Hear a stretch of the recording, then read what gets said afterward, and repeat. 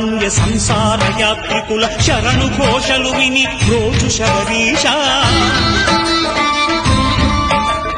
పాపాలు దోషాలు ప్రక్షాళనము చేయు పంపాల తీరయను మే నివాస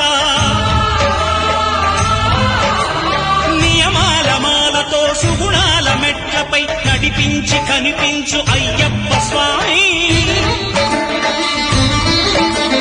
మకర సంక్రాంతి సజ్జోతివై అరుదెంచి మహిమలను చూపించు మణికంఠ స్వామి